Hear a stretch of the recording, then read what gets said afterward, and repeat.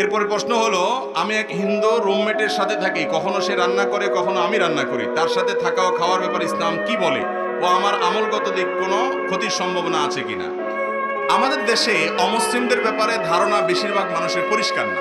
ভালো করে শুনে রাখেন, যে ব্যক্তি আল্লাহর একত্ববাদকে স্বীকার করে না, শিরকে লিপ্ত, তাকে আপনি অন্তরের গভীরে জায়গা দিবেন না, যেহেতু সে আপনার রবের অস্তিত্বকে স্বীকার করে না। আপনার মায়ের চরিত্র নিয়ে কেউ যদি সন্দেহ করে, আপনি কি তাকে দোস্তি বানাবেন, দোস্ত করবেন? তার সাথে দোস্তি করবেন আপনি? কেন করবেন না? আমার মায়ের অস্তিত্ব নিয়ে প্রশ্ন তুলেছে, আপনার মেজাজ গরম হয়ে যাবে, হয়তো আইন হাতে আপনি তুলে নেবেন না, তার মধ্যে সে চলুক, আপনি আপনার মতো চলবেন, শান্তিপূর্ণ ব্যবস্থা করবেন, ঠিক আছে, তাই বলে আপনি অন্তরঙ্গ তাকে বানাবেন না। কিন্তু এর মানে এই না যে কোনো অমুসলিমের সাথে আমাদের লেনদেন, উঠা বসা, কাজ কারবার কিছু করা যাবে না। নবী করিম সাল্লাল্লাহু আলাইহি সাল্লামের অমুসলিম সেবক ছিল, কাজের লোক ছিল, তাকে তিনি নিয়োগ দিয়েছেন। আজকাল কোনো ইমাম সাহেব যদি কোনো হিন্দু, কোনো ইহুদি, কোনো খ্রিস্টান, কোনো অমুসলমানকে কাজের লোক নিয়োগ দেয়, তার চাকরি থাকবে?